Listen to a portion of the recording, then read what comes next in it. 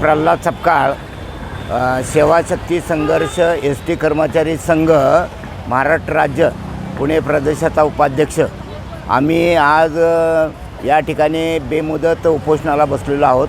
2/1/2024 पासून हे आमचं अमरण उपोषण करण्याचं चौथं आंदोलन आहे।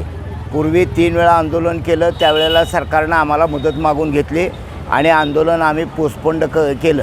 3 वेळा संधी देऊनसुद्धा 30 तारखेपूर्वी म्हणजे कालच्या 30 नोव्हेंबरपूर्वी आमचा त्याच्यावर निर्णय देतो असं सांगितलेलं होतं।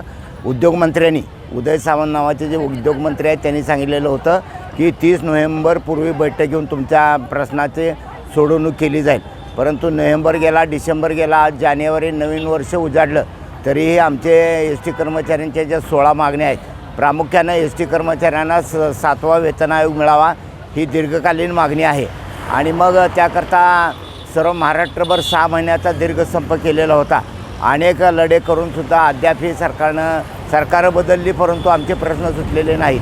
तेव्हा आता हे एकनाथ शिंदे जे मुख्यमंत्री आहेत त्यांनी आश्वासन दिलेले आहे की तुम्हाला 7वा वेतन आयोग लागू करतो आणि एस.टी. कर्मचाऱ्यांचे प्रश्न माझ्याकडे आलेले आहेत आणि मी ते 100% सोडवणार आहे असं मुख्यमंत्र्यांनी आश्वासन दिलेलं आहे। परंतु ते सुद्धा आमच्याबरोबर अद्याप चर्चेला आम्हाला बोलवलेलं नाही किंवा ते आमच्याकडे आलेले नाहीत किंवा आम्हाला त्यांनी बोलवलेलं नाही।